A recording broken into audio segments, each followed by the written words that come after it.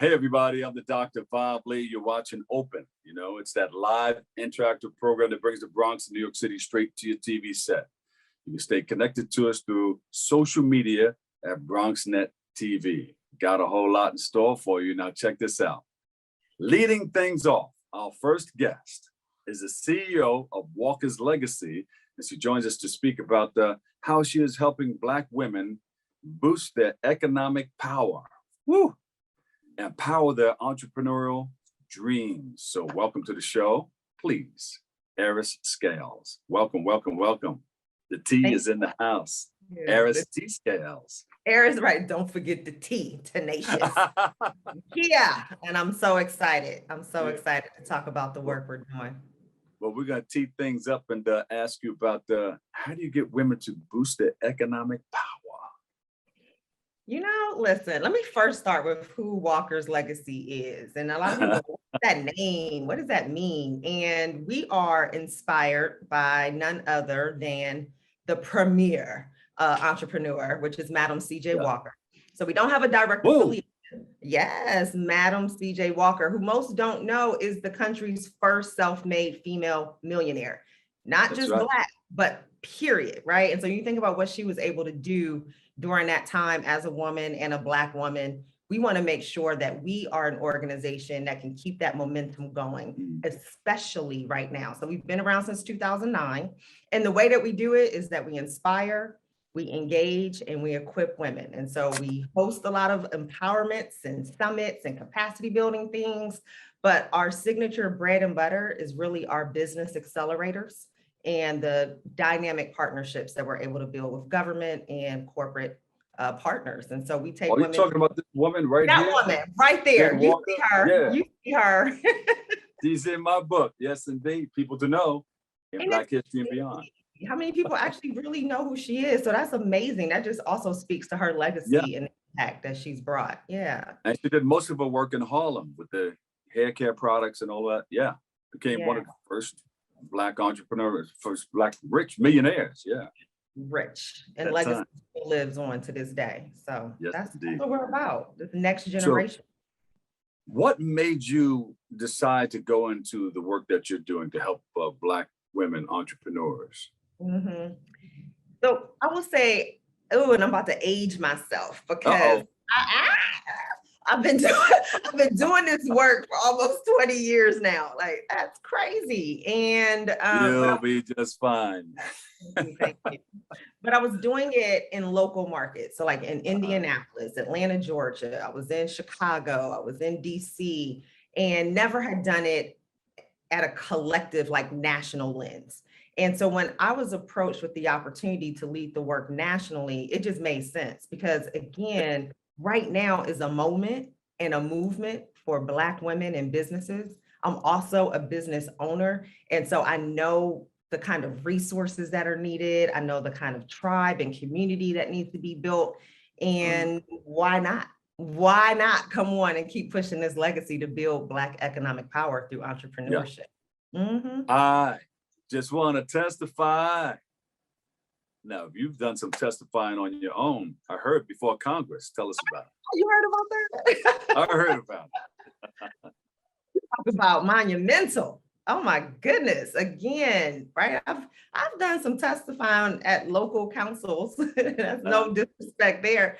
But to be able to sit before Congress and really talk about solutions and opportunities to fund women of color, especially entrepreneurs, that's monumental. I mean, that goes down in the books. I hope my grandkids get to watch that one and be like, that's But it was a good opportunity to really share and place Congress in the position and from a lens of what women who are in entrepreneurship are really going through. You know, it's one thing to have policy and to really pontificate about things, but it's another to be able to be there and be a voice and start seeing action. And it's great because we're seeing a lot more funding trickling down and trickling out to support us. Who are some of the legislators that you had to talk to in order to make this happen? Oh my God, come on now. Well, I would have to go back and Google. I mean, that was like 9 months ago. Don't put me on blast like that. I will say one was actually from New York. Yeah, you keep it going. I mean, you could have walked right across the street. You live in DC. A mile and a half from the Capitol. It was, you know. I got you. So Don't let's talk about some of your successes. That was There we one of go. them. Let's talk about stuff I can readily remember. About successes. You know what I love to talk about, and it's really what drives my work, is my ability to create public-private partnerships. And I say that because none of the work that we are doing at Walker's Legacy or any of the work that I've done leading up to this point can be done by itself. I think, you know, we think about these social issues that are impacting our community. We point often at what is the private sector doing? What can government do more of? Oh, how's the nonprofit community stepping up? But what we know is that it really takes that collective approach. And so I value really bringing corporations and government leaders and nonprofits, philanthropic community to the table to figure out how we build collective plans, particularly that are backed with resources. So, you know, I love to raise money. A lot of people don't. They hate asking. They don't like to go through that process. I love it. I've probably raised close now to $60 million, right? And I think that that is critical, because it's one thing to be out here trying to do the work, but if you don't have the resources to execute, you know, it's all in vain. So those are things that I'm really proud of. Also, just being able to get legislation passed that supports entrepreneurs, legislation passed that supports affordable housing. I'm a policy girl through and true in my heart, but you know. I hear you. I understand they call you the cleanup woman.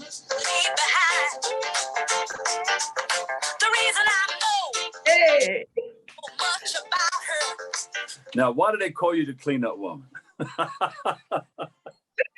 It's so crazy because one time someone said to me, Eris, where do you get all these amazing jobs? Now, I'm not saying my jobs are not amazing. I've had some nice jobs, but I looked at her and I said, you know, it's my job to make them look amazing. Like, you get to see all the good stuff, right? You don't understand the things that are happening on the inside that I'm having to address from an operations standpoint, from an infrastructure standpoint. And I think I kind of got that nickname because there are many organizations on my resume and clients that I've gone. What do you mean? I said, what? Making it easy. I mean, although I do, you know, I favor the Layla James version. There you go. She did the remix. No, but so I go in and I'm often asked, you know, I'm tasked with really rebuilding internal infrastructure, right? Really looking at strategy and looking at our programmatic execution, looking at team compositions and funding. And I actually enjoy that. Like, it's crazy. As much as I enjoy being external, I'm obsessed with making sure that internal operations are in place, because I think they help with your impact and your sustainability. So you bring resources and solutions, right, to women that need financial helpings to get along in business, basically. Unequivocally, absolutely. We bring resources, we bring solutions, we bring community, we bring opportunity at Walker's. You bring it. We bring it. We do. You bring it. Which is why I think we've been around for so long, Bob. And right now, not to take that away, I mean, it's beautiful to see so many organizations and entities that are now popping up or branching out to support entrepreneurs, particularly women, particularly Black. But I always say, like, honestly, I feel honored to be at the helm of really one of the first and largest serving organizations solely committed to empowering women who are in entrepreneurship. Well, you know, April is International Black Women's History Month, and globally, Black women are finally seen as stakeholders in the world. But is that enough? What do you recommend that can be done to help acknowledge more women and bring them to the table? Yeah, you know, I just did a series yesterday on decolonizing philanthropy. And we talked a lot about what it looks like and what it really means to create and support opportunity. And, you know, when we think about these tables, first of all, I'm like, well, what is the table that we're all talking about? There's so many tables now, and we are so dope that we're creating our own tables and people are asking to come to our table, right? I mean, they really are, right? They can't even run elections and campaigns anymore without us. You know, they're scared to appoint people to boards and commissions without our blessing. So I say, you know, we are the table. We are creating the table. But when we think about kind of these traditional tables that have been around, and we get there and we're not being seen, or we're not being valued, or we're not being heard, I also think it's a good opportunity for us to think about what tables we want to be at and why do we want to be there, and do we understand the culture and those dynamics. I mean, we want to be able to come as our authentic self, and I don't want anyone to change or address who they are. I mean, you see I'm sitting here with blonde hair and African earrings and a blazer like this and a hot pink wall. I'm going to always be who Eris is. But I also try to really understand the room that I'm walking into. I'm going to show up as myself, but there may be some things that I adapt and I adopt so that I can keep coming back and make sure there's an opportunity for another woman like me to be there. I don't think it is enough, though, just to be like, oh, we're going to support Black people, we're going to support Black women. It becomes performative when you don't have practices and policies that follow behind it. That's beautiful. We love the work that you're doing. I love your confidence. I love your style.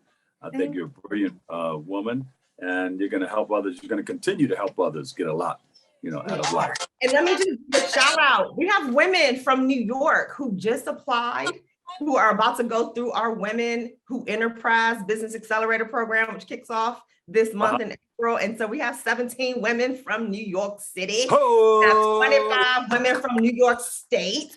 So I just want to give y'all a shout out. I can't wait to see y'all and say, hey, ladies. You have more information on your website? We have more information on walkerslegacy.com. Very simple, walkerslegacy.com. You can find us on Instagram. I'm on Instagram, LinkedIn. Connect.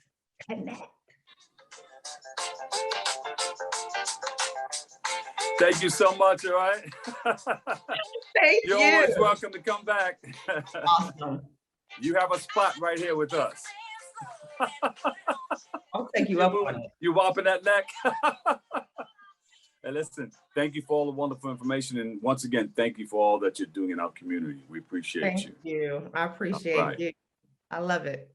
Eris T. Scales, CEO, Walker's Legacy. That's what's up. Thank you. Thank you. We'll take a break. More Open on the way. Coming up next.